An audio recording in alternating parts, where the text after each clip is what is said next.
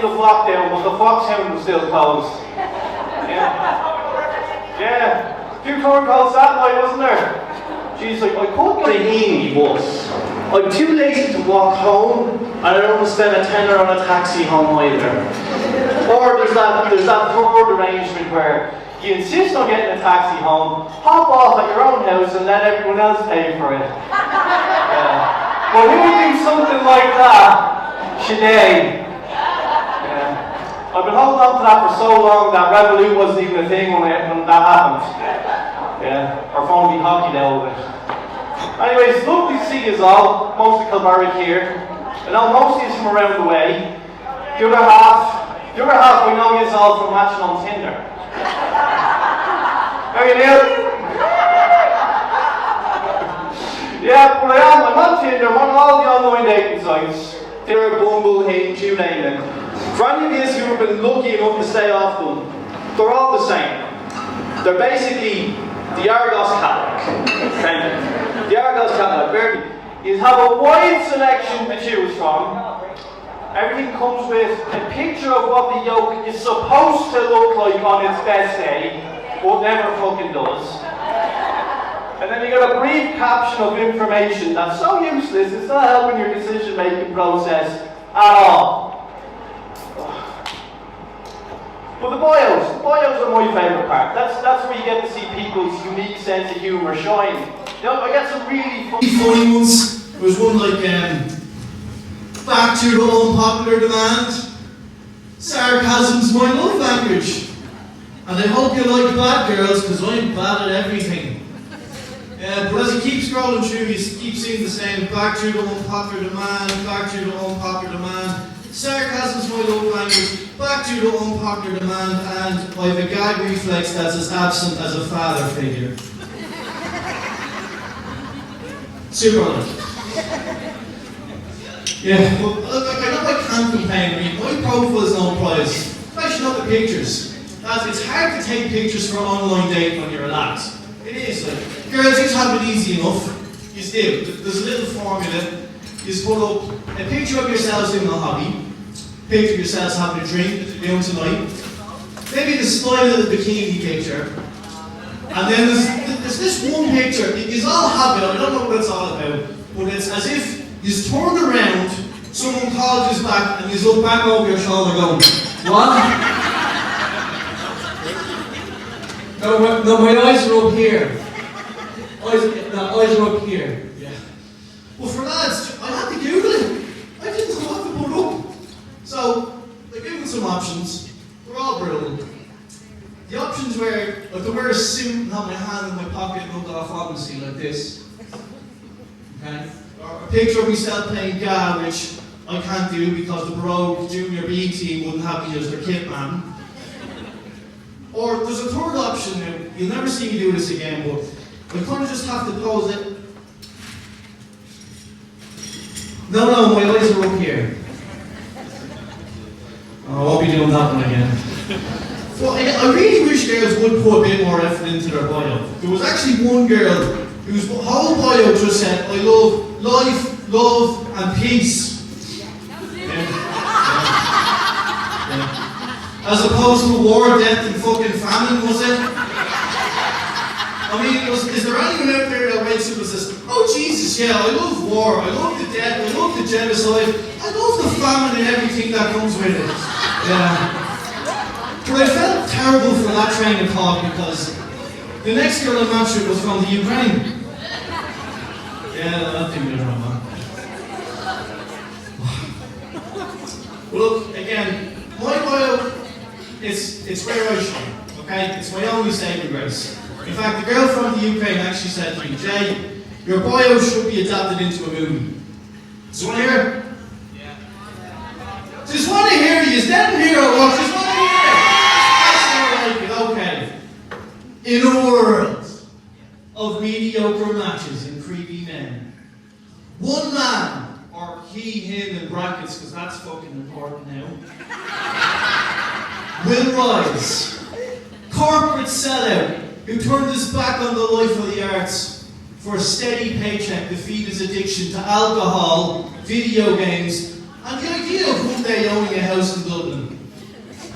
Oh yeah, I'm a dreamer. Coming this winter to a bar or restaurant near you. Back to the unpopular demand. But speaking of whoring yourself out online, I'm using LinkedIn. Right? I can see from all the blank expressions now, not many of you have actually used LinkedIn. But here, I'll ask you this question, right? Last time you were on Facebook or Instagram, right? And you saw your mate Denise post a picture of herself going, hashtag best life, hashtag cans 2022. But you knew for a fact Denise hasn't a bean to her name, and that then pictures were posted most likely on Dollymount Beach. Yeah. Now, I want to ask you, when you've seen that, have you ever thought to yourself, is there possibly a website where there's that level of bullshit, but you get to do that about your job? No, I didn't ask myself that question either, because who the fuck wants that? But anyways, I have to be on it. I'm a recruiter now, I recruit for tradesmen, just part-time jobs and the like. And there's no privacy settings, meaning anyone in the world can reach out to you, okay? So I've been getting really awful messages, like one was, hello Jamie sir, greetings of the day, I am Job, I need this. And then a 20-digit phone number from I don't know where the fuck where. They get plenty from headhunters as well, saying shit like, hi Jamie, Karen here from Fecal Log. You may not have heard of us, but we're a cutting-edge new startup funded by Google, and we measure the methane gas from dog fecal matter. Yes, but oh no, we're a very small company, we pay a very modest wage, we're a family, and you know, you'll grow with us and with plenty of experience. Translation is, they're broke, they don't want to pay me, want me to work all hours of the day, and they want me to sell shit. Just like every other headhunter out there. And then a third message I got was, Jamie, unblock me from Snapchat, I'm pregnant, answer my phones, you dick. Yeah, you can block him on Tinder, you can't block him on LinkedIn, let me tell you. For God's sake, I'm not out here. Alright. But anyways, after all the messages, you go through all the posts, and it's absolute shite. Like, you think they posted actual newsworthy stuff, like Facebook, Twitter, they're letting go of 1,000 people around the world last week. You think they posted about that? No. You got a picture of Mark Zuckerberg like this next to Consuela, his cleaner, going, Happy Thank Your Cleaner Day. This is the impression of Mark Zuckerberg's smile. Now, in fairness, they do post about some newsworthy stuff, like November. Anyone else here doing up November? All year round. Great stuff. Come here, how long did it take you to grow that beard, man? 8 years? Yeah, I've done the same. Why don't you shave it from November? Yeah, it will take another 8 years to grow back. Yeah. I'm the same. This took me about 2 years over COVID. Specifically 2 years. I've groomed it, you know, shampooed it, the whole lot, but it still looks like someone print sticked pubes to my face. Now, I hope it gets out of the bar, that's all I care about. Well, again, LinkedIn, I have to be part of this corporate world now, you know, because it's the job I'm in. So they're asking me to keep up with these people posting absolute bullshit about their job, and I just can't do it. I can't stoop to that level. So someone says to me the other day, they said, Jamie, the way to do it, you have to post as if your job is someone you love, okay? So like a significant other, a girlfriend, anything like that. So I said, right, I'm going to sit down, I'll write something about someone I love. Okay. I will leave you. I will leave you and you will be devastated without me. Don't think you can replace me, because you can't. Make no mistake, I've had some modest offers and they've been, you know, somewhat attractive. And make no mistake, man, I'm only with you for your money. Ladies and gentlemen, are you ready for the Shaday Show? We've got some great acts on for you tonight. Our first act, he's been on the circuit a long time. He won Battle of the Axes back when it was a thing. Ladies and gentlemen, please welcome Shawn Uyosa.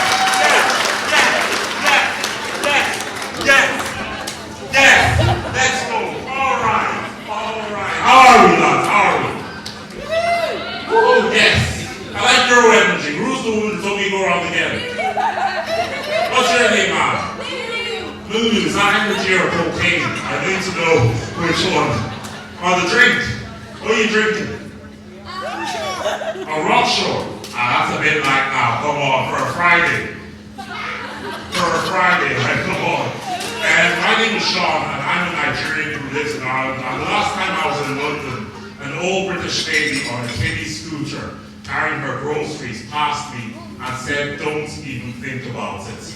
Then implied I would steal her groceries. And this is the most confident woman I've ever met. Because you know how confident you have to be racist to a black man and your getaway vehicle is a kiddie scooter. Like I would never hurt an old lady, but if after 30 minutes of this old lady getting away, if I decided I wanted retribution, to catch up, all I'd have to do is take 2 long steps, snatch her groceries, and be like, you told me not to think about it, which actually gave me the idea. Them groceries would be mine, she would never catch me, she's on a scooter. And if I want to guarantee she doesn't catch up, all I'd have to do is find a curb and she's full. She's gone. But then, like, the same way she has a problem getting away from me, I still have a problem getting away from her because we have to move like a badass. And you can't walk away like a badass after stealing an old lady's groceries. Like, what badass thing can I say after stealing an old lady's groceries? Like, hope you bought pickles, bitch. That's the best I can do. It's the best. And when I lived in Nigeria, anyone else from Nigeria in here?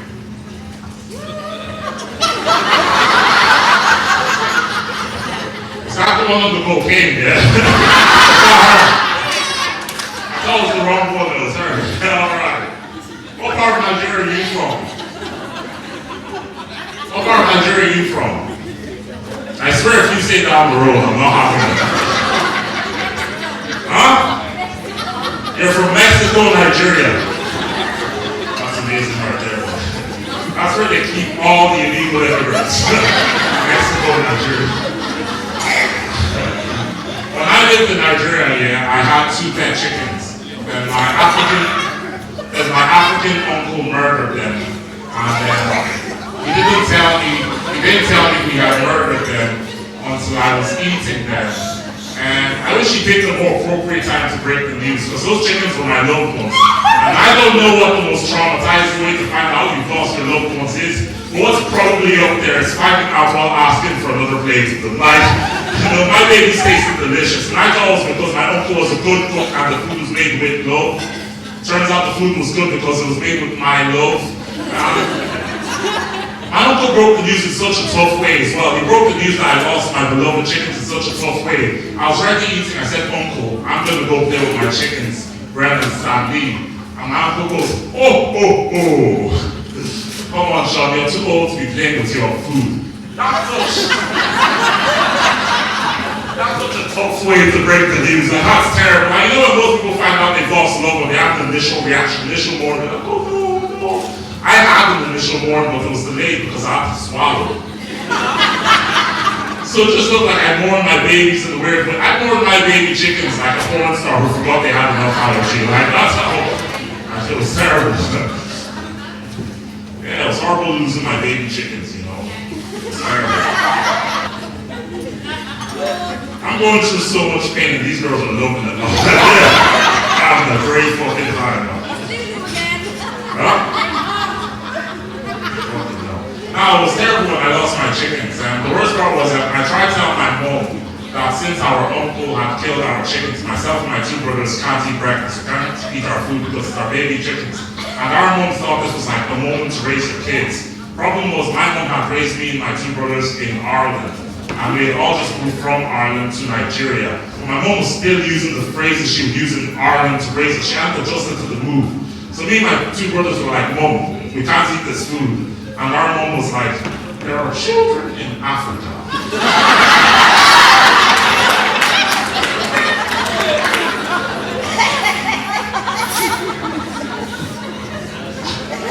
And me and my two brothers were like, we know, and they still can't eat this food. Like, you know, that phrase only works when you picture the poor kids on TV. Me and my two brothers are in Africa with Gucci hats and good vibes.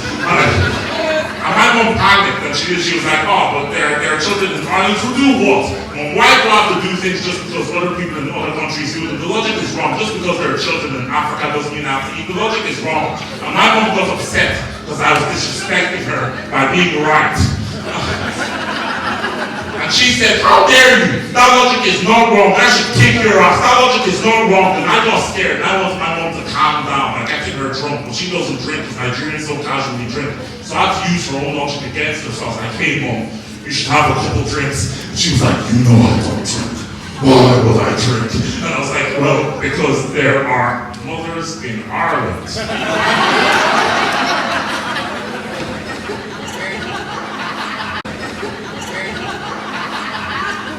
One did the trick, innit? Alright, let's see what's going on here, ladies. Is this, are these your kids? Whose kids are these? They're your kids.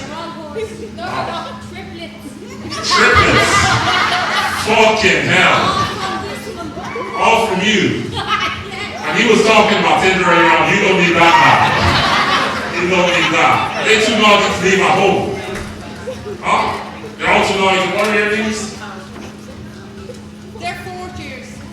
Oh, they don't have names, they're just 4 kids. Huh? What are your names? Chicken 1, chicken 2, and chicken 3. Oh, so because I lost my chickens, that's funny now. Yeah? I'll get my fucking uncle after them too if you keep doing it like that. Not happening. Oh, what's your name, sir? You're the NSC jersey. Anto. Who here knows Anto? Couple hands up there. That's Shaday's cousin. That's their cousin. No, that's Shaday's cousin. Oh, that's Shaday's cousin. Their nephew. His name is Red.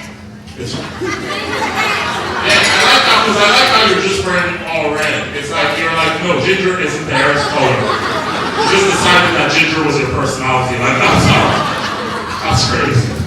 You know, when I lived in Nigeria, people say Nigeria has no life, no water. But the real problem is Nigeria has no electricity. And I always wondered where the electricity went, and I saw the sign tonight, and I was like, oh, that's right. I mean, it's all just there. Like you could read that from outer space, you know, like it's pretty bright. The ginger still wouldn't be able to read it though, like, you know, you'd struggle with that. And how are you? What's your name, sorry? Why are you reaching for your bag? I think you're supposed to be on this table here. I think that's the table that does all that. What's your name? What's your name? Lauren. And what tattoos do you have on your arm there? Huh? Your little sister's hand. What happened to your little sister? No, she's a good sister. Oh, she's a good sister. Good sister, yeah. Does everyone here know each other? Yeah! This is probably the craziest thing I've done.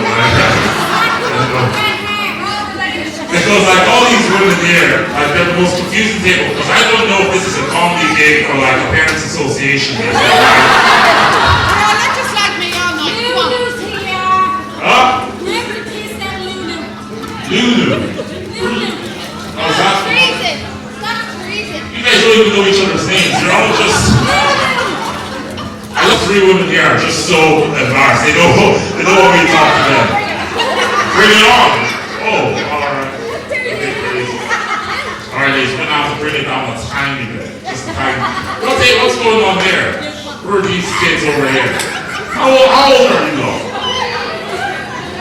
You lot are not old enough to be in this place, man. Hey, they look about 16. Hey, Luna, are these the rest of your kids? Are all them the rest of your kids? 3 triplets for you.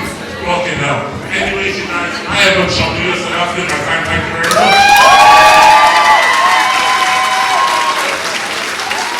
Okay, we've got another act up next. Sorry mate, do you want the microphone there, do you?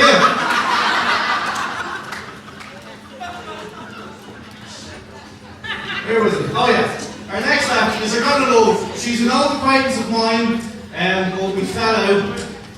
She was tired of me pushing her around and talking behind her back.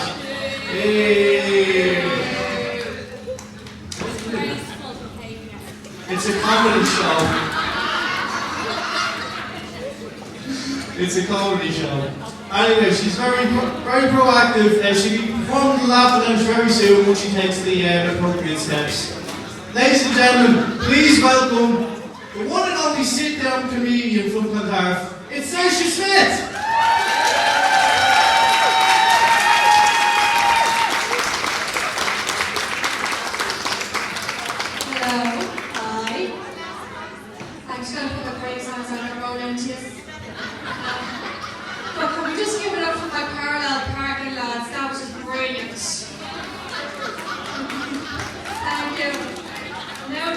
Joke makes sense. Push me away. Now, so my name is Saoirse. I wanted to be a stand-up comedian myself. I opted for the sit-down comedian. So when people first kind of meet me and they see a wheelchair, there's 2 types of reactions, and I love them. But you know, my favourite is, right? And it's all tend to do it, right? It's all begin to lean in, right, like this. And it's begin to whisper. And you're like, what happened? And I'm just like, oh, I was born this way. And the look of disappointment on your face is... like, I'm not Batman, I can't give you an origin story. When actual fact, I'm just a crippled spastic from Dublin! Now, for all of you who are thinking, oh Jesus, she can't say that. Yes, I can. I have the little label certificate to prove it. My actual disability is spastic diplegia palsy. Basically, the diplegia means basically when it's cold, I turn into a hipster. That's basically it. But yeah, no, my actual disability is cerebral palsy, so I just have to give us a little heads up that I might have a spasm or 2, which either look like I'm a master thriller or I'm giving you jazz hands. Either way, it will be hilarious. Thank you. But the second kind of reaction I have when people first meet me, and it happened recently, I went to the dentist, and I went up to a woman in reception, and she's like, okay, that's great, so that's great, why don't you go, wow. Why don't you go have a seat? Just go over there. But you know, I used to be like really sensitive about my disability, if you couldn't already tell. Until one day I was watching this movie, right? And in this movie, there's a guy on a computer during work, and he's talking to a guy in a wheelchair. And this guy in a wheelchair is complaining about his life, and he's like, listen here, creepy boy, I've been on my feet 8 hours a day, what the fuck are you moaning about? I paused film, I wrote into my stepdad, and I said, he just says the word cripple. He's like, yeah, well that's what you are. I'm like, man, you told me all the kids had these. I never trusted her again, I tell you.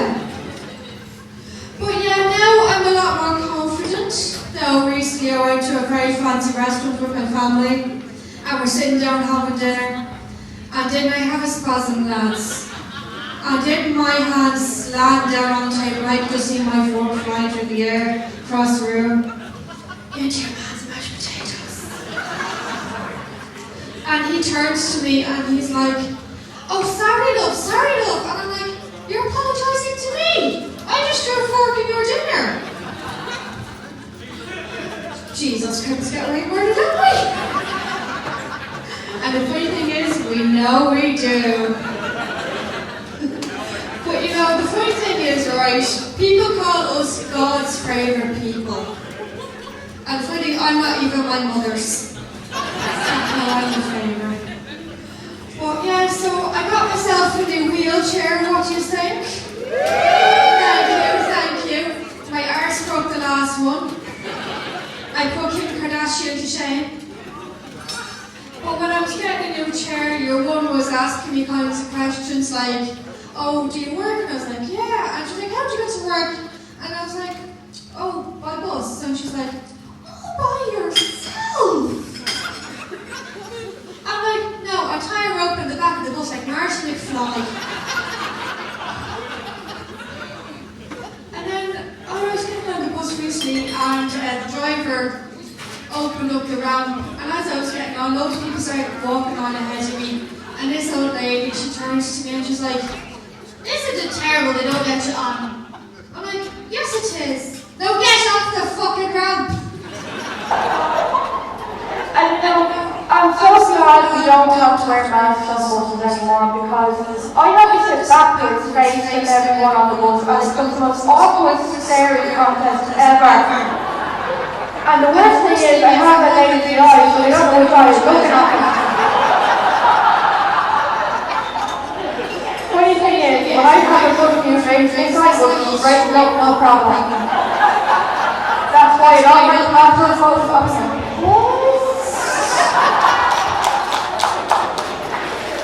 So, it's a good thing they don't have live views for this chair. I would have loved to use it, I tell you. But, you know, when I was on the bus, and I saw a thing in a magazine, right, in an article, and it said how disabled people are treated like pets. And I was like, oh my god, my child could make someone sex right now. And my mother would be like, "See, she put up a walk?" And then people come over to me and they're like, "Oh, it's lovely, look at her hair." And they start thanking me and everything, you know. And you know, it doesn't bother me, okay? What bothers me is to this day, my mother still hasn't told me I'm a good girl. So if any she paid me a chocolate after all, now it's positive. So we're doing that. But yeah, so is everybody excited for Christmas? I'm not, I fucking hate it. I despise my passion.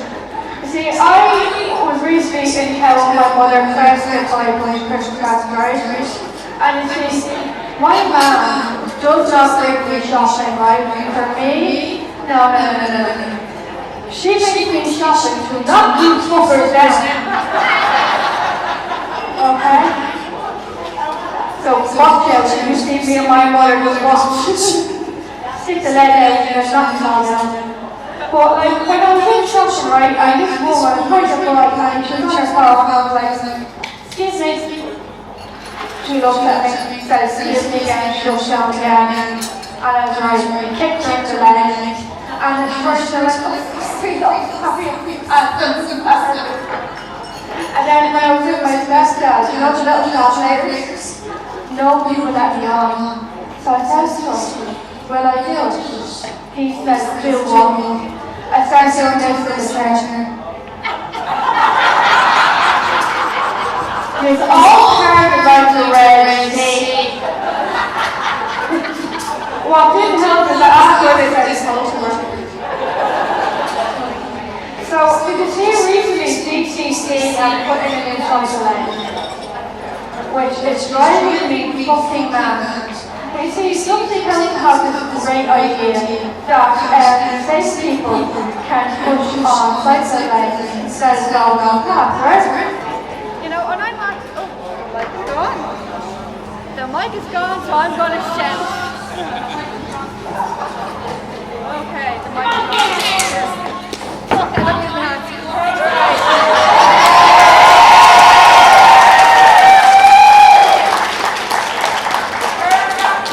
When in doubt, hold the mic.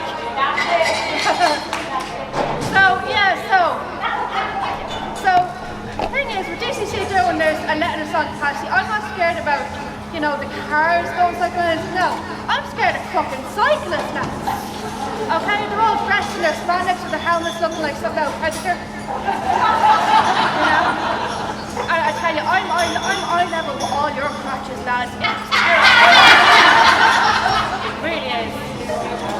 My poor mother, she was diagnosed with epilepsy 2 years ago. She's doing really well, but just tell everyone she's got epilepsy. Now, I'm going to end on a dirty joke. You want a dirty joke? Let's do it.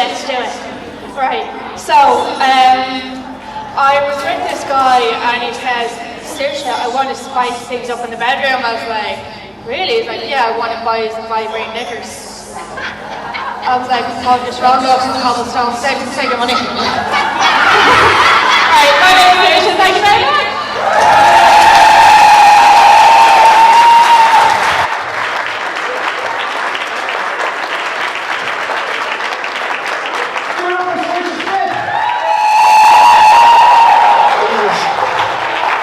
It took a minute before they gave her an extra microphone, so fair play to her.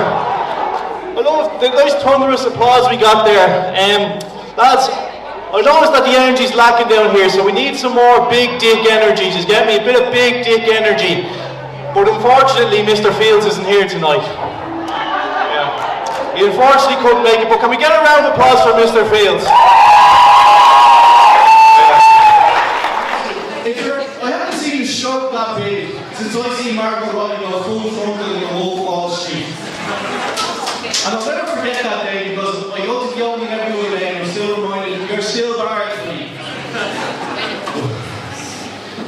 Well, it messed up, okay? If you're going to pull off a stroke that big, no pun intended, if you're going to pull off a stroke that big, it has to be somewhat believable, okay? I'll give you an example. If People magazine are doing this world, okay, and you know in your heart of hearts that the winner has to be Beyonce, but they come out and say, the winner is Lizzo. You go, oh, okay. Wouldn't have been before choice. I thought it would have been Beyonce, but you know, maybe they're going for a more body positive kind of, you know, choice. It's a very positive impact on females. I get it. It's not much, it wouldn't be much choice, but I get it. But what Peter did with guitar, that was the same as if, I don't know, Johnny O'Shea came up to the podium and said, the winner of this year's Rose of Tralee is Marty Morrissey. You know, at some stage James just go, hang on. Guy, first of all, where did you get that fur coat? And second of all, I'm detecting a little bit of shy-hawkery here with the whole Marty Morrison thing. I mean, the history of this, let's not forget what they did to Burton Victor in the All-Ireland Talent Show. Yeah. Oh, remember that? Oh. Ladies and gentlemen, he's ready to use the next act of the evening. Are you ready for the next act of the evening? Yay! What a brilliant! Gary Cahill!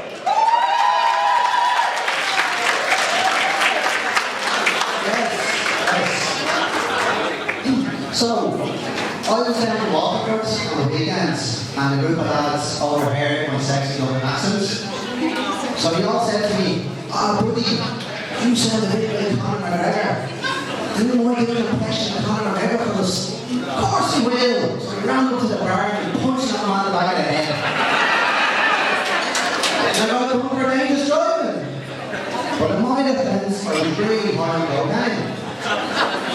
But down in Waterford, really homesick, you know. Really miss Dublin. Miss the real bus drivers, miss the microphone, miss the junkies asking for the euro. But the one thing I didn't miss was my housemate William. He's not a bad guy, just a bit of a prick. You know, we all live with a prick. You know, he's one of our parents. But William, he had COVID about month or two ago. Now, William is French Canadian, and I never realised how sexy a French Canadian person's cock was till they were one that has COVID. So I did listen to this every night for a week. Oh, get out of my tight little lungs. Dirty virus. How did you get in there? Oh, Shaday, I'm trying to sleep, then you know. Like, radio! Can you talk louder? Weirdo he is. But the reason he coughs so bad as well is he smokes like a fucking chimney, okay? So he asked me to buy me some amberleaf there. Now I don't smoke. I look like I do, I don't. It's a bit worrying. But have you ever seen on the packets of the amberleaf, it's a picture of a guy coughing blood with tissue, you know, looks a bit like me later running for the dart. Again, I don't smoke, should be an arm below. But I kind of wish they put those warnings on other products, like, what's your name, buddy? Owen? Yeah. So imagine, right, Owen's one of the few cans of Dutch Gold later, okay? Imagine on the picture of the can, the beautiful picture of Owen, the next morning, and head was dead like this. There's a big clock behind Owen saying 11:30. Owen's supposed to be woke at 9. This is why Owen was not allowed to see his kids. Or even other things like Red Bull or Monster Energy drink, okay? Should be a picture of some people in Tesco, packing the shelves, touched his chest. You know, Red Bull gives you big low wins. Or even that, like, you know, you're walking with a Chick-fil-A or a Sopranos, okay? Not a beautiful picture of hot chips, picture of home, bouncing around the ambulance the next morning and getting sick. Yeah, tested positive for COVID home again. You know, that's how the world works. But, yeah, I'm getting older, yeah. I'm 28 there, the other week. Yeah, friends. But this is how we knew I was getting older. The two presents I got, my girlfriend got me a massage gun, and my mother got me a pair of Skechers. Two things for a bad posture on the back, okay? It's not a good vibe. But I remember the guy who was 17 years of age. And it's kind of awkward because that guy has something like enthusiasm and hope for life. You know, probably passion for life. He was asking me, like, once in 28, because you never be my age, as if I'm fucking 90. So I remember I said to him, like, when I was your age, when I was 17, 18, the only thing I cared about was trying to get a six-pack or look good. Now we're 28, the only thing I cared about is using the bathroom and once we go to the ball after. I'm not after much. Anyone else sitting watching the news? Yeah? Oh, we've got to find the news over there. But seriously, all I see in the news is literally COVID or monkeypox. I miss terrorism. The world was a happier place with terrorism. So you think about it. We had no problems. Flights were cheaper. Great.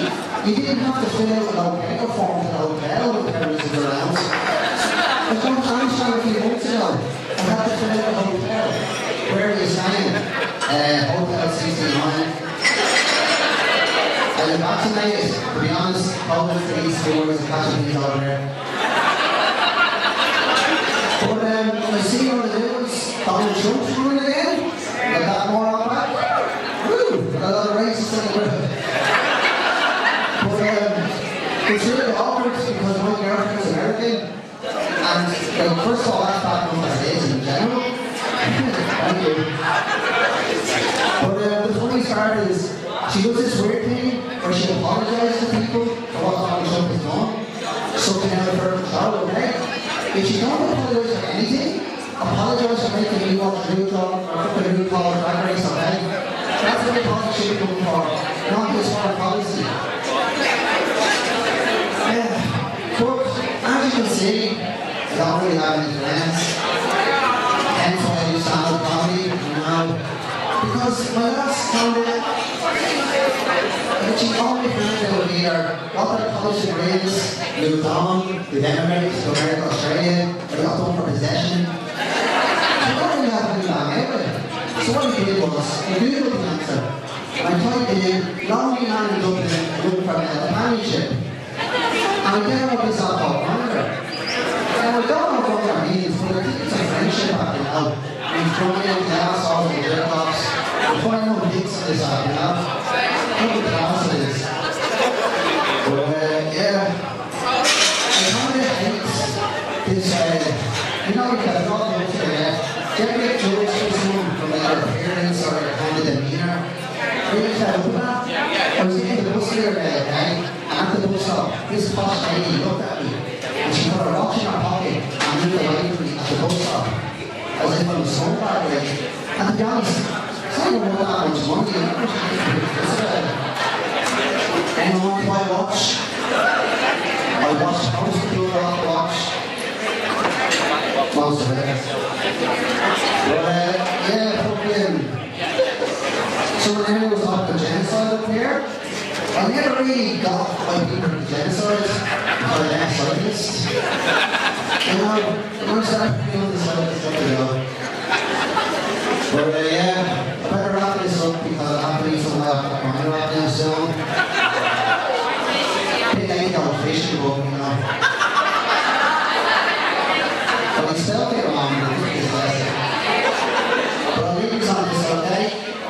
So I'm outside with you, French Canadian guy. He's asking me what Ireland was like, okay? What was Ireland like for someone who's not from Ireland? And we kind of think about it. Ireland is a bit like a giant pig, okay?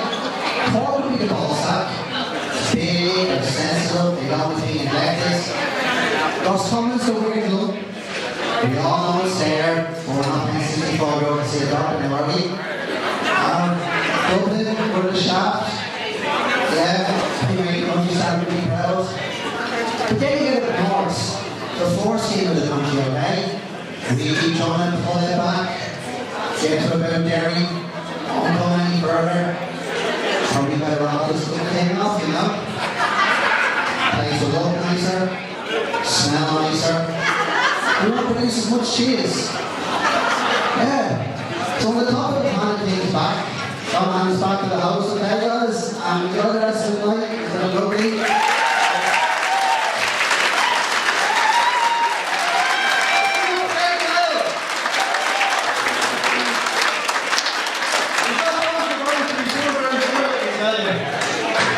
Ladies and gentlemen, I'm coming very soon to the end of the podcast. I'll be passing it on today very, very soon.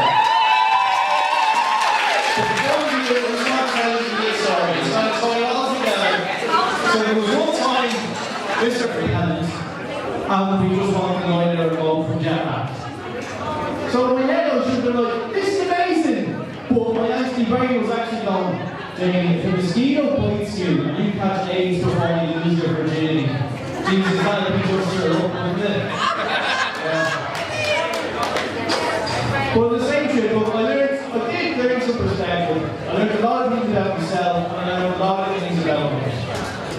The first thing was, Quick Fit and Spar are actually more internationally known brands than you think because they were there in the slums. And the second thing, you'll actually get seen to quicker from an emergency in a third world country than you will with an HSE. And the third thing is that Shaday is the real goal winner. Yeah. So take what she wants when she wants it. Most likes is something like to make your own show. Ladies and gentlemen, it's time for Shaday!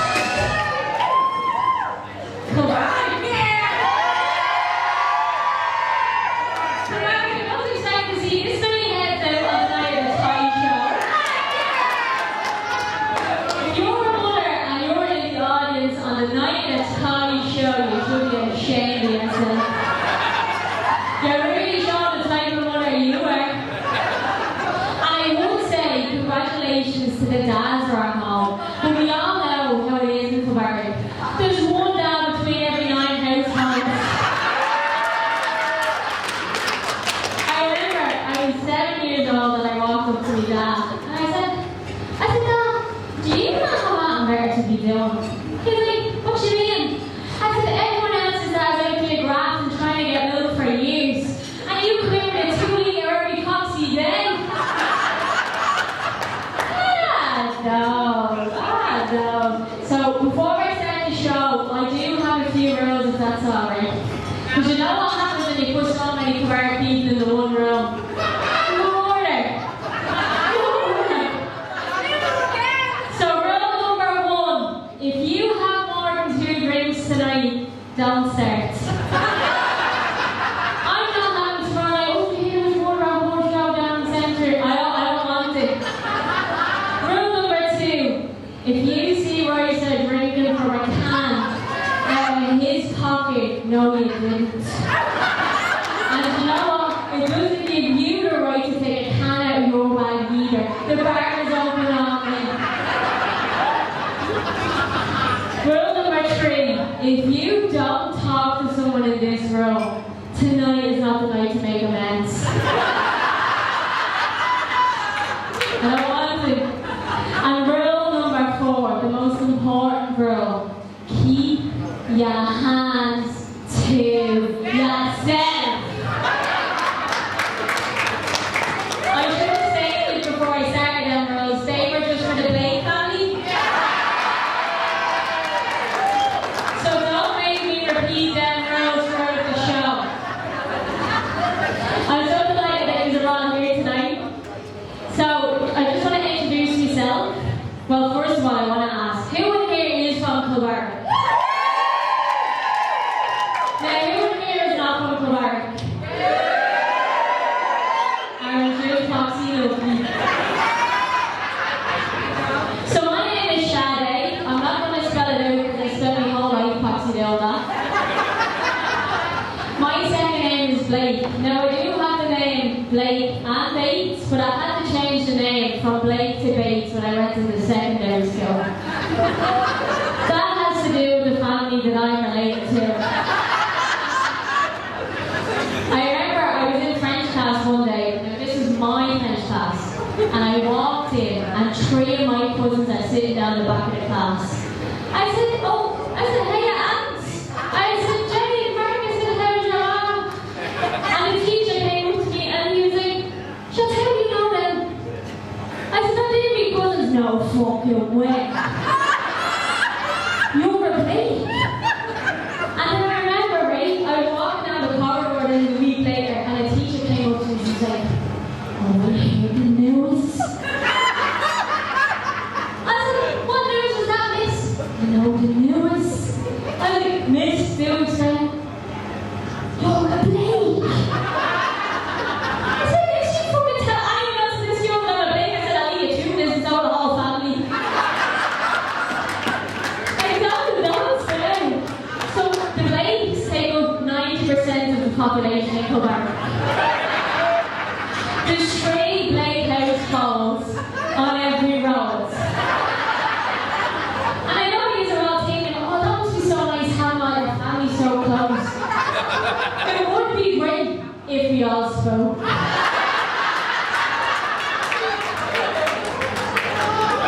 I'd be walking down the road right now. I was walking around a few weeks, so I was walking around. I said, I put my head down now because I don't know who I talk to and who I don't talk to. And the thing is, we all know the posse sound. So I was walking down the road right now, and I had my head down, and I looked up, and I noticed that there was someone else walking with their head down. And I was like, either they don't talk to their family in Kilbarrack, or I look like a Blake that punched them around last week. We all know the Blakes for not being able to say something without that fist going with it. It literally runs in the family, the whole family. But the Blakes are great. Like, we're more entertaining on our Facebook page than TV trade. The Blakes will leave a comment on anything, about anything. There's not a filter between the whole family. Maybe I'm not alone. But honestly, it is sometimes great though having all of your family, as you would think in the one area code. But during the pandemic, I remember people were like, oh my god, I haven't seen seen my family in 2 years. I said, I fucking did every day for 2 years. I emailed your worker and said, change the 5k to fucking 10 meters because I'm sick of the pants. We carry on now. Now, when I think back to the pandemic, I'm literally like, do you remember the carry on out people during the pandemic? Like, how do people wake up in the morning and say, I carried on like that during the pandemic? I remember right the very first night of the pandemic, and I was in town in a bar with my friend Sabi, and we were having a few Long Island iced teas.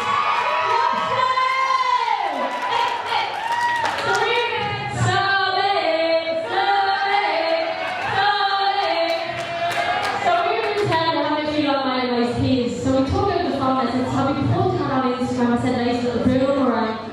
She put it up on Instagram, and I clicked onto Facebook, and on Facebook everyone was like, you're a scumbag if you're out tonight. I delete that fucking email! I'm sorry, man, we have 2 extra online nice things, please. Scumbag spread that virus in the first night it's alive. And then I went down, I remember during the pandemic, the only place you really drove was Centre or Tesco. There wasn't much of it. There's nothing in Carat's 5k. Other than Blake, Centre and Tesco. So I was out of the centre, right, and I walk in, and all I had to get was carrots for a shoe. That's all I wanted was carrots. And I walk in, and there's some woman, 5 pairs of gloves on, 4 face masks, and she's probably a fucking vegetable thing like this. And she stood there, and when I said she stood there for literally about 5 minutes like that. And I said, oh, sorry, I said, can I just get some carrots here? 2 meters! Do you not know 2 meter distance? I said, I'm just going to get the foxy carrots and you're going to dissect and Brussels sprouts. I said, go home. I said, get out of nervous. And then when we be going on the Carat Road, and I want to go over to Tesco, and the guard were stopping me, and they're like, sorry, love, now where do you go? I'm just going over to get milk. From what? What do you mean from what? I'm just trying to get milk. I don't want to tell the guard, was like, no, I need a specific reason as to why you need to get milk. I said, you know what, you be in the car, you drive over and I'll wait here. How about that? And then one time right now, this is between us and us only, I went out my 5k out to Hope's. And I drove out to Hope's, and I got a yogurt, and I drove all the way up to the top of the hill. Now, at the top of the hill, there's cars, and they go around in a semicircle. And I was sitting the very last person, and 2 guarded cars come in. And they started going around every single person, where are you from? You're out with a 5k. And all I did was the girl next to me, she got €200 fine. And I said, I'm on €350 from the government, no way to get fucking €200 off me. I got out of the car, and I started jogging, and I turned around and he was like, no, and I was like, I said, no, sorry, I said, I'm just going for a jog, and he was like, Shaday! I said, oh, no, I said, he's still a garden, and he said, yeah, Shaday, the house of 2 sons. I said, I'm brilliant. I'm brilliant. He was like, what's their names again? And I was like, counting through all the fucking cousins, I was like, it's I was like, you can hear Cahill, and I said, Cahill and Jane, he said, Charlie, you will enjoy your job. You will enjoy your job. Honestly, I do. As much as I experience in the lakes, I do love them. Like, without them, I wouldn't have an open paragraph.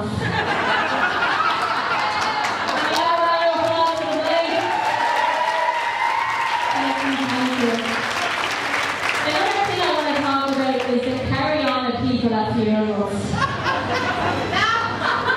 Generally, when I go to a funeral right now, I know he's what, there's always one person that's howling.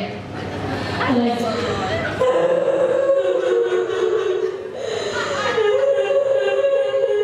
I always like, that's probably the closest person to the person who died. And then I go, how do you know them? I don't. What are you crying for? Rent the howler.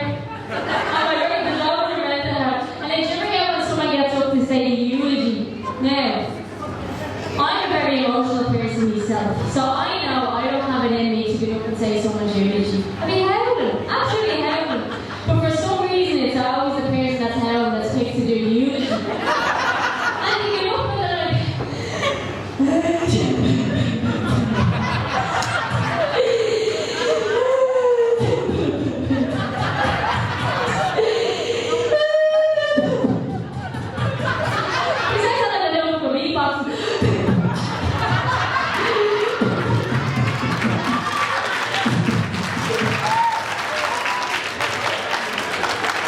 It absolutely cracks me up. And then, when you're at the funeral, there's always people that are like just starving for the after, so like they're waiting for the buffet. And there's always someone that just sits down and just like, no, all I had this morning was that holy bread.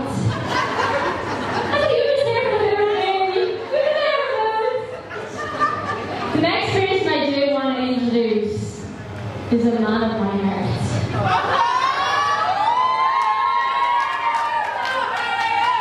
He most definitely is not the love of my life, but I do like to think that I'm his greatest customer.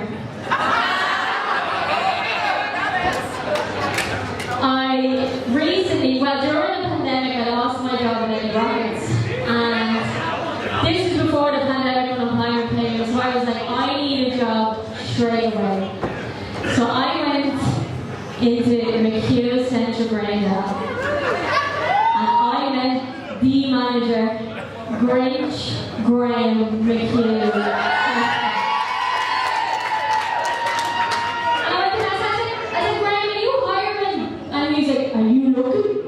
Anytime I look at Graham, he just growls at me.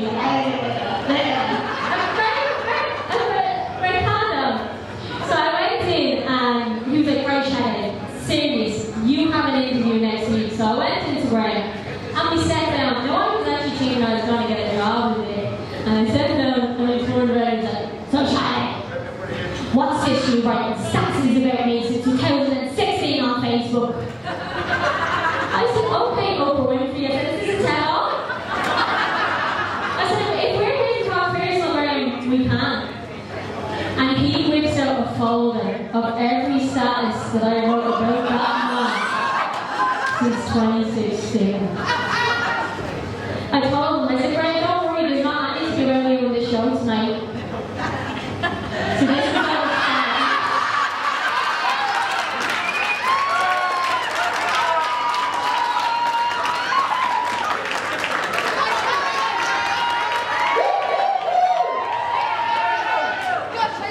So he sits down with me. He's like, Shaday, I just want to go through a few of them, not all of them, there's too many. I said, oh, okay, Graham. And he's like, it starts back to 2016, Shaday. I said, what did I say? It said to open, I want to talk to Graham. I don't know what I wanted to talk to him about. I can't remember, Graham. I got chased out of Central by a clown. Plot twist, it was just Graham. That's admitted. Number 3, this on the 16th of January 2017. At a dream Beyonce had a concert on Rosemount Pitch. Does anyone know if Graham could make this dream come true?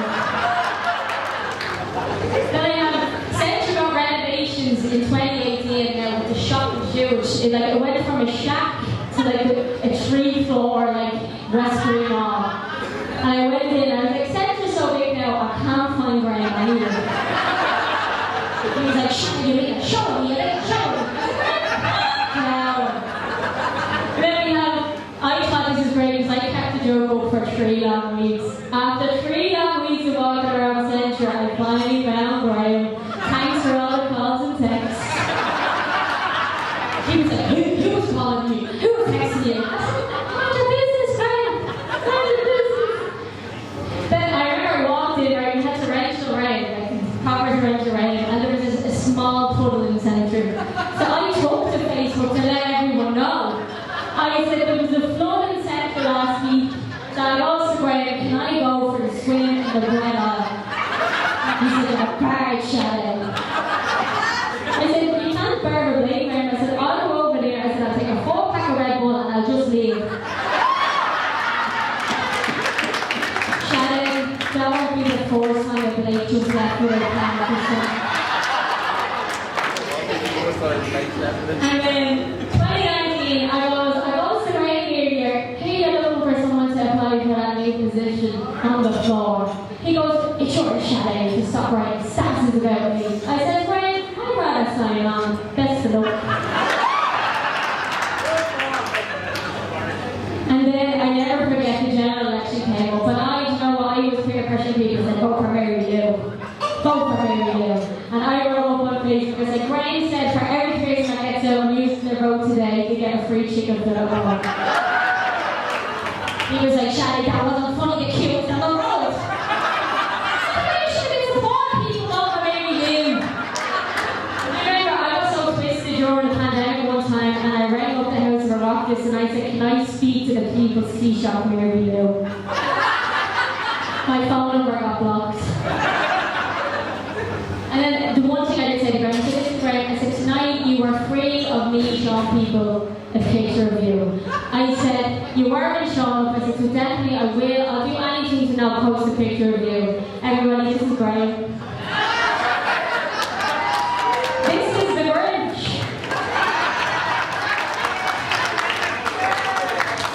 He was snapping he was, because he was like, Shaday, I've seen what you wrote on that. And I was like, yeah, Graham. Haven't seen Graham smile like that in years. You all know he walks around Centre miserable. Don't even lie. The box town closed down during the pandemic and I was absolutely devastated. I had to spend every Christmas Eve at home with my family since. And I wrote up, if Graham even thinks of buying it and making it in a huge wine and dine, I will snap. That I will do. And then it was like, during the pandemic, I remember, there was Carat Cafe, do you remember? It was the only place open outdoors. So I went in after hours and I got Sopranos and I seen Maurice and I was like, what is it? Will we go have Sopranos? I just sit in Carat Cafe. So I wrote a status and I said, I was eating these Sopranos with Maurice there sitting outside Carat Cafe. Graham comes over and I goes, fair play to keeping the cafe open, fuck the government. He goes, it's bloody well closed. You can't be eating Sopranos here. I said, Graham, stop screaming at me. It's not my fault we really lose the t-shirt. Grab the can riser before I floor this and make you wet there.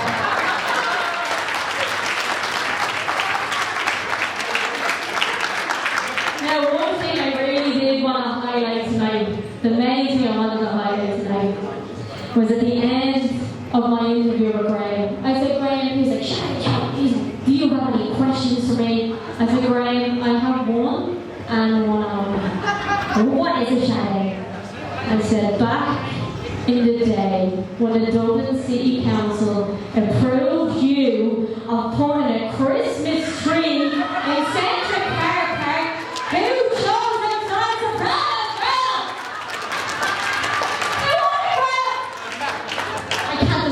Information, Graham. I said, Graham, I'll get to the bottom of this mess.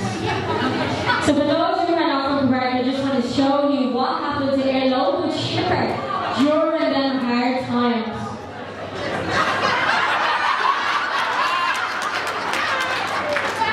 I like to call it the before and after. This is pre-Graham on the tree, and this is after Graham on the tree. I made it my business is that I was definitely getting to the bottom of whoever done this. So I went searching and I said, what's Sopranos saying? What's their take on it? This is Sopranos' take on it. It says, thanks to the Dublin City Council and owners of the shopping centre, we now have an 18-foot tree blocking our shop. Absolutely disgraceful act. There's an entire 300 car parking space opposite, and they decided to put that tree in the front door, sign and light coming into the shop, especially for a small family business during these difficult times. And I rang up Sopranos and I said, listen Sopranos, I'm just making sure that you're still there, because I said, I can't see. I didn't know if these are still open, especially during the pandemic and all. So then I was like, I just have one question. I said, who's running the status? Is it Jay or Gary? And Gary was like, don't answer the door, don't answer. I said, oh, so it is Gary. That is Gary. So I said, you want to add a bit more humour? I said, you're posting these things on Facebook. And then they were like, don't worry, folks. You might not be able to see us, but we're still here cooking away for our great community.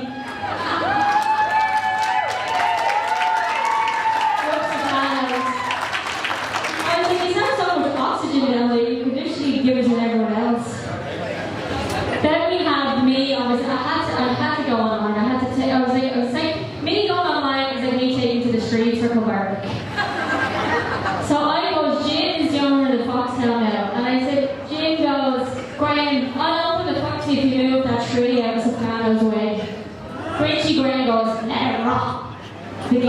hide and seek continues.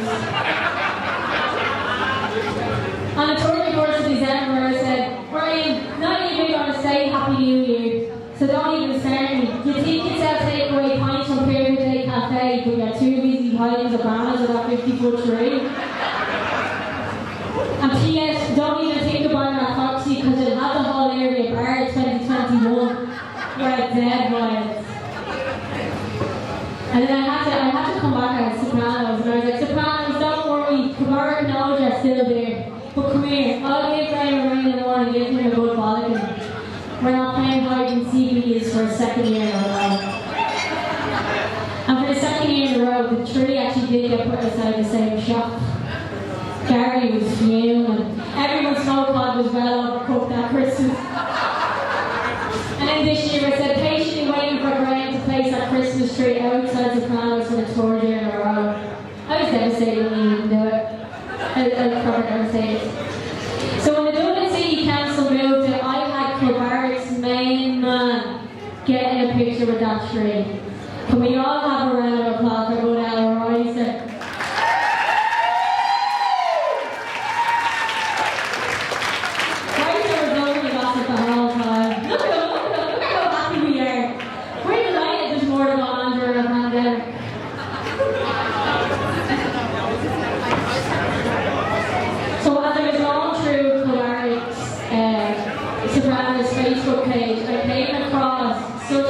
Aggressive comments, and I said, I can't have the people at Barrog not see this on stage. So they posted a picture of a fresh cod, and someone turned around and goes, that's not a cod, it's a coddy. It's a cheap version of cod, it's way too greasy, look at the side of that box. Now, you should guess whether it was Gary or Jay that replied back. Gary! That is a real cod, we do not sell coddy in air fish. If we don't sell fish in your show, you cannot properly judge what it is from a picture. And you know what? If you're so passionate about it, then either try ordering it and have a forensic examination. Or we can show you the packaging from air suppliers. That box looks greasy because the battered fish is cooked in oil, not boiled. Along with the condensation from the heat of the fish. Now this one really tells me that it's garbage. You know why? Have a good day. You walk into Sopranos and you get ignored. You're not going to be able to order for 15 minutes because you won't even look at you. Like you all just have passive aggressive attitudes 24/7. And I blame who? There's no fight out. That is the end of my first half. I will be back on.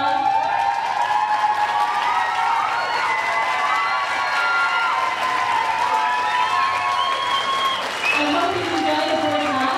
The raffle will take place now in 15 minutes and I'll be back on for my second half. Thank you all.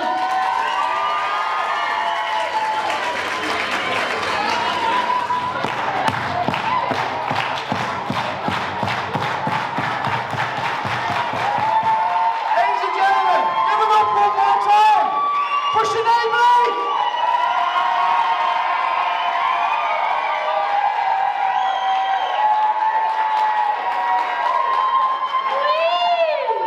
I'm back, did you miss me?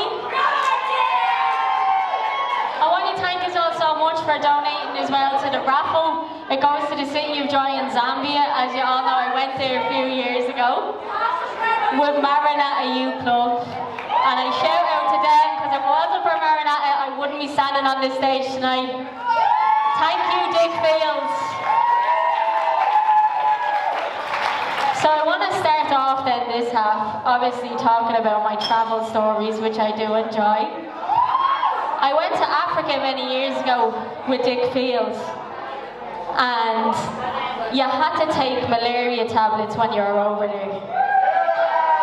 But there was a rule. It was like, if you take malaria tablets, you can't drink. So we didn't take the malaria tablets and we drank. We drank day in, day out, we drank. The first story I do want to start off with though is by the time I went to Amsterdam. Now I've been to Amsterdam many, many times, but this was the first time I took an edible. that you had to first have a quarter of the cookie, and I ate the whole cookie. And I remember I was sitting in the cafe and I went up to a woman and I said, I'm having a heart attack. I said, I'm dying. And she was like, oh, love, calm down. It's only weed. No one has died from weed. I said, I will. I'll be the first. And I was with my best friend Amy, and she was in the toilet and she was going green. And she came out and she was like, Shadz, I don't know, I think them edibles were late, she said, but I went in there to take a piss and it was like I was in Jervis shopping centre and everyone was looking at me. I said, everyone's looking at you. I said, I'm dying. And I went up to a woman, I said, I feel like I have a straw in my neck. She said, what do you mean, love, you have a straw? She was like, you weren't drinking anything. I said, the straw is lodged in my neck. She turned around and said, you two get the fuck up and get the fuck out of this cafe. And she says, word of advice, don't take another edible. Anytime I do go on holidays with my friends, which is quite often, we always have a funny story. And I went to Liverpool with a group of my best friends for my 21st birthday. And while we were over there, we didn't realise that we were in a gay nightclub. And two men approached me and Megan Hansard, and they said to us two, "Yeah, right, love, do you two want to buy some poppers?" I was like, "Sorry, come again?" He was like, "Poppers?" I was like, "Poppers?" He's like, "Yeah, poppers." And I was like, and I turned around to Megan and I said, "Megan, them little jalapeno things." I said, "They're lovely, that's what we used to serve them in Eddie Rockets." So I went up to Ian and Keith. I said, "Lads," I said, "they're selling poppers." I said, "Just want to get in some." And they told me, "Shadz, we have girlfriends. Why the fuck would we want poppers?" I said, "What do you mean?" I said, "They're them little jalapeno things." I said, "I know they spice your asshole the next day." They said, "Shadz, they do more to your asshole the next day."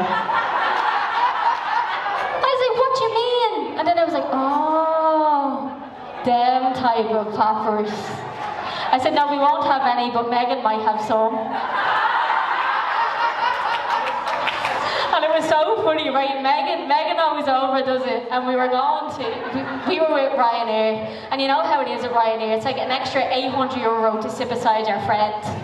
We're going to save that money for cocktails. You're up one end, I'm down the back. You have a safe flight, Megan. And we then, right, we're going to check in Liverpool, and poor old Sobby, now honestly, everything goes wrong for the poor young one, no matter what she does. And we're queuing up at Ryanair, and Megan had a 20 kg bag with 10 kg clothes to go in the overhead bin. I said, Megan, that's not how it works.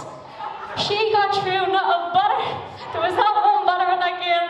Sobby got cornered. "Sorry, love, can I see your bag?" And Sobby put the bag down the way and said, "Love, hon, your bag's overweight, that'll be £50. And Sobby comes down and she's like, "Girls, I don't have the money, what am I going to do?" I said, "See you." So I go, "Sobby, leave it to me, I'll handle it." And I walk up to the desk in Ryanair and I was like, "Sobby, watch." I said, "Love," I said, "I don't want to give you an X Factor sob story. But I said, she's from Ballymore."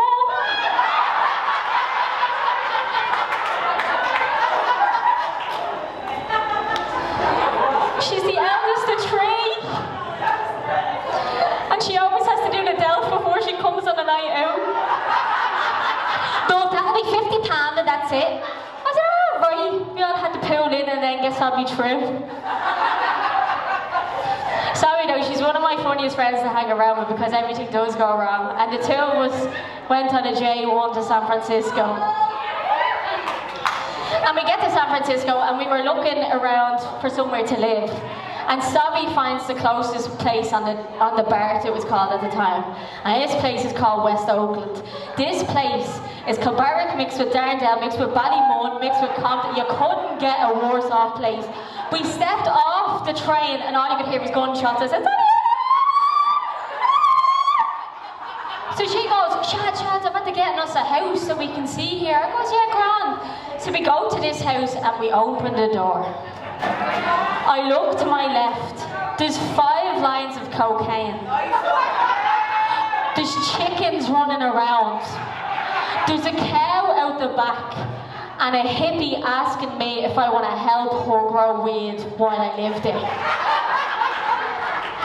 So I'm looking at Sabi, I was shitting myself. I said, Sabi, we're going to get killed, you know, we're in America. And she goes, why don't we just view the bedroom? I said, all right. We go 3 stories up to this bedroom. I looked in the bedroom. There was a shitty state of mattress on the floor. And that was it. And he goes, it's $800 each. What does Sabi say? Oh, we'll take it.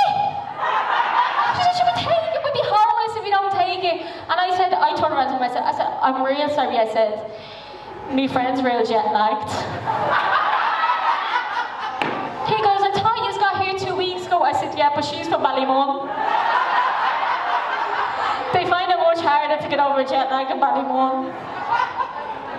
And then we went on our merry way, and we ended up then, we were in Las Vegas, and we're underage in Vegas, so we drank on the streets. It was heavily.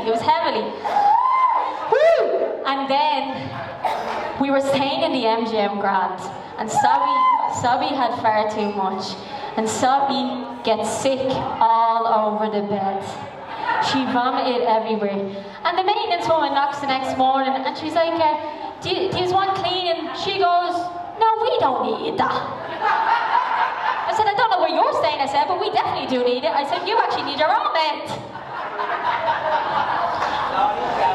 From there then we headed down to LA, and we were walking up Runyon Canyon, it's called. It's a hill in LA, and I was on the top, and I was being such a moany princess as I do be, and I'm like, oh, I'm so hot. I was like, it's so hot, and I was like, Sabi, my back is so sore. I was like staying in that motel, and some woman turned around and she was like, listen girls, if yous 2 want, yous can have a free night in the Beverly Hills 4 Seasons Hotel on me.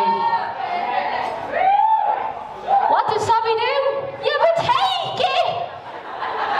I turned around and I said, Sabi, I said, I just want to talk to my friend 1 second, she's from Ballymun. And I said, Sabi, I don't know what part of that story that you didn't hear that we're getting stabbed to death. I said, we're in America and you're taking a free night in a hotel. Like, are you alright? And then Sabi turned around and goes, you know what, Shadz? YOLO. The minute I hear that word YOLO, that's it for me. You're right, Sabi. I said, we could be dead tomorrow. And we went to that Beverly Hills Hotel and we got a free night.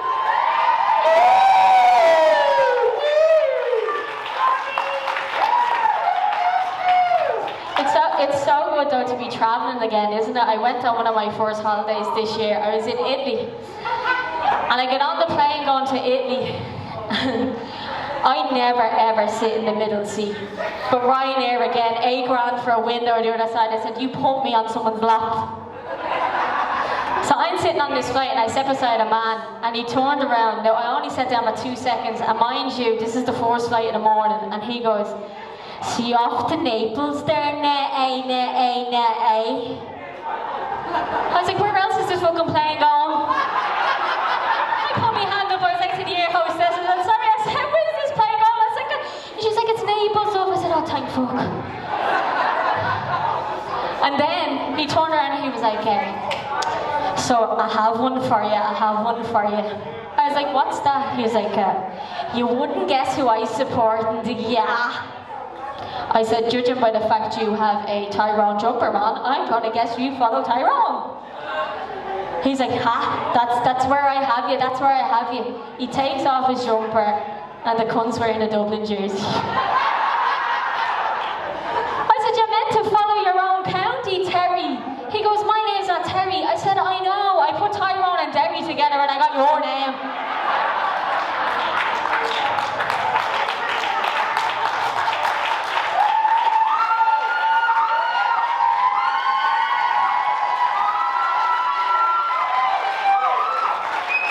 Then the next thing he said to me, he was like, I look at that sunset out there, I said, Terry, I'm a lesbian. He turned around and he goes, what's that got to do it today? I said, I was hoping you'd be in some way homophobic and this conversation would end.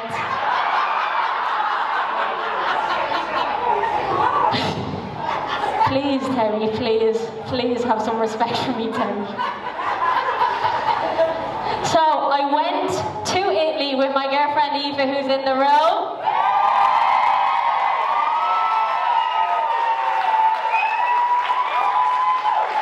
This is both our first years coming out and being together. So when everyone comes up to me and they're always like, oh, so where's your girlfriend from? I do pause for a bit and I'm like, dorky. Whenever I tell someone that Aoife is from Dalkey, the response is always like, oh, look at you. You know what they say, marry rich or die trying. I was like, I don't know what type of money you think I'm buying into, because you're only 24, and they were like, the inheritance. You know how much now you get for a gaff in Dalkey? When I was bringing Stack onto the north side, I had to tell her, I said, listen Aoife, we don't speak English on the north side. I said, we have our very own language. I said, when we say L1, it means mum. And when we say Elfle, it means dad. And if I'm going to be gaff, that means I'm going to be house. Aoife was walking around tonight and someone turned around and goes to her, oh my God, I love your cuddle. I love your cuddle. She goes, Shad, do they speak in French? When I think back to the time that I used to date men, I'll tell you about my very, very, very first date. So I was going to see the Titanic in 3D with this fella in school. And we're going to see the Titanic and we get up to the till and I'm looking up and I said, listen, I said, why don't you get that 2 popcorn meal deal with the 2 drinks? And he was like, I don't like popcorn, a red flag. So I was like, all right, grand. I said, just get me a small popcorn. I said, and I'll eat that. We get into the cinema. Jack had not even boarded the Titanic and this cunt had his hand in me popcorn. And you know what was really annoying me? He was getting his hand and it was like that, you know, that dip and then lick. I said, there's so much saliva coming out of your mouth, you could have fucking drowned the Titanic yourself. If I was Rose, I would have let go of the plank beam with you. And then I'm from a family of 6. That's the big reason why I don't like sharing a thing. Like if anyone, I get terrible triggered if someone touches on. If you bring something into my household, aka 1 bag of chip, you're getting 1 chip each, and that's it. And then with this fellow, he was getting into the car. So take into account there were 6 of us now back in the day, and there was 1 high chair in the car. Where did he sit? In the car seat. I said to him, I said, get out of the car seat there. I said, because you're literally sniffing me ma's hair. And he was like, no, I'm comfortable. And I was like, okay, hunchback in Notre Dame, I'm never fucking seeing you again. No, the absolute carry on. I don't know if you have noticed about me, but one thing I do not like is carry on. There's one thing that really bothers me, and that is those who work in the civil service. One thing about the civil service is they're not very civil. I walked into the social welfare 1 time and 1 time only, and the minute I walked in, they turned around and goes, can I help you? I said, yeah, by putting your throat back in your mouth. I walked back out, I was like, I'm never dealing with them again. And it's the exact same. Do you ever go to the D-Doc? Who went to the D-Doc? I went up to the D-Doc, right, and I couldn't hear out of both ears. So I went up, I said, sorry, I can't hear out of both ears. He puts a light in my ear, and he turned around and he said, so that's wax that you have, love? I said, well, no shit, I said, I can't hear. I said, so can you take the wax out? No, we don't do that here. What the fuck do you do here? You're meant to be a doctor. He goes, no, you'll have to go to A&E in Beaumont. Now, who in here has been an A&E in Beaumont? How was your back after sitting on that seat for 3 weeks? Exactly. So I went into A&E in Beaumont and I turned around and I was like, sorry, I said, can I see a doctor? I said, I can't hear out both ears, this is an emergency. And she was like, your ears are at the bottom of the list. I said, then tell me what's at the top of the list and I'll go and break it so I can have my ears seen to. So then I was sitting there and I was sitting there for 8.5 hours and I'll never forget, the doctor then came to see me and he was like, what's wrong? I said, I can't hear out about ears. And he goes, sit down and let me check. Done the exact same thing as the D-doc, put the thing in my ear and he was like, that's wax. I said, no shit, like I said, everyone else had to tell me that. I said, can you take it out? You'll need an appointment. And I was so frustrated. I remember I was looking at him, I was like, can you take it out? Can you? I sounded like an Indian robot. Can you take it out? Can you take it out? I'm always so stressed. I'm always so stressed to walk into the civil service. Honestly, it's properly disgraceful. There is a story I do have at the back of my mind that I want to tell. I was speaking to one of my friends last week. And she was telling me, she was like, Shadz, I'm seeing this new fella. She said, things are going phenomenal. I was like, I'm over the moon for you. And she was like, yeah, the two of us are going to a jail. We're going to jail next week. I said, would that be Cahill jail? And she was like, no, I'm visiting him in the Joy. I said, what do you mean? She's like, yeah, he's on his 4th year, but he's released next year. I said, well then how the fuck do you meet him? She turned around and she goes, oh, I matched with him on Instagram. She said, do you want to see his picture? And I was like, yeah, of course. She showed me his picture and he had one tooth. She goes, oh my God, he tells me that I'm massive. I said, he doesn't tell you that you're massive, he says you're massive.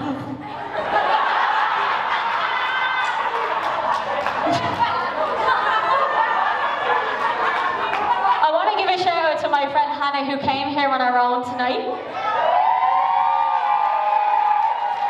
She was texting me last week, she was like, Shadz, I don't know who to sit with. I said, listen, you can sit with Aoife, you can sit with my mom, you can sit with my dad.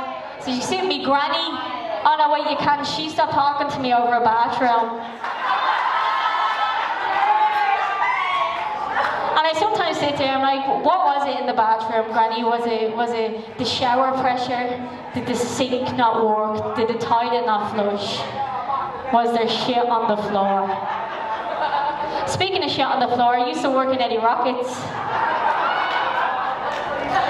Now, Eddie Rockets is really what started off my comedy career, where how everyone carried on in there. I remember one time a woman literally shit on the floor, and she shit on the floor with the door half open. And she was like, no, someone's at the shitting on the floor in there. I said, you left the door open, it was fucking you. I said, while you're at it, I said, you can go and clean it up, because I'm not paid €11 an hour to do it. Whenever anyone would come into my Eddie Rockets, they would complain on my work ethic. I do like to call myself a hard worker, but most of the time I just sit there writing statuses about Graham.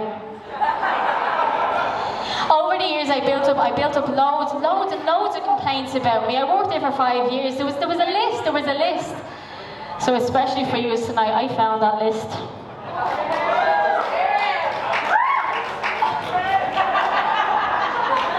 These are all the 1 stars I got while working in Eddie Rockets. I love a good 1 star. I was like, it added conversation in the group. The first comment is, food was okay, but I was served by a grumpy foreigner. Do you want to know what the real joke is? I was the grumpy foreigner.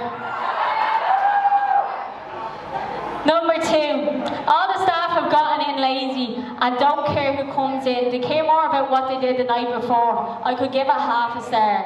I would. I said to my manager, I said, I would gladly accept that half a star. If she wants me to give her a video about that half a star, I will. And then, this really got me. Keep run by people who can't English. So you're slagging people who can't speak English, but you can't fucking spell English. They discriminate people due to their medical conditions. Will never order again. Do you want to know her medical condition? She was a vegan. She was lactose intolerant. She was gluten free. And she said to me, she was like, love, I'm all these things, what can I eat in here? I said, a tap water.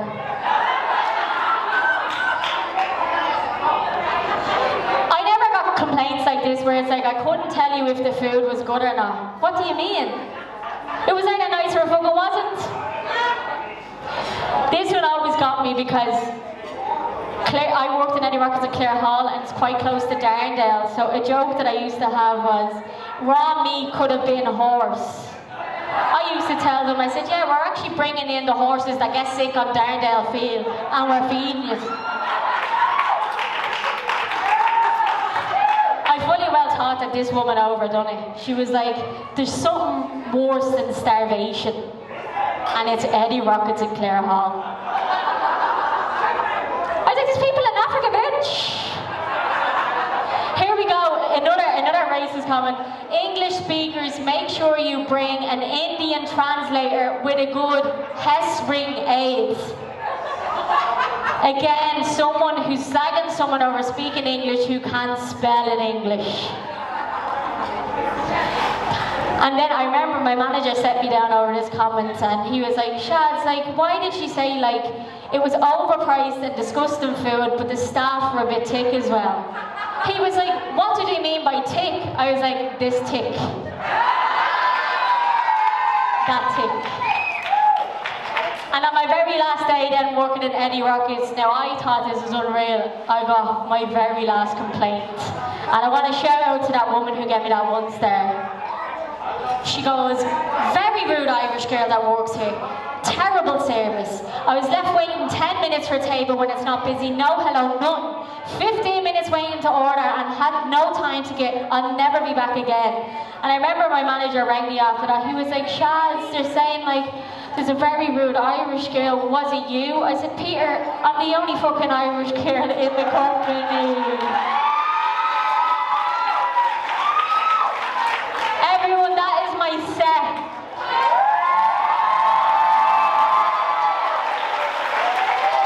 I want to thank you all so much for coming. I really, really appreciate it. I love you all so much. Thank you so much. I want to say a big thank you to Karat Productions, aka George, who helped me put this together. I also want to thank everyone that came. And there's one woman I want to dedicate this show to. And this woman is up in heaven and her name is Naomh Pickett.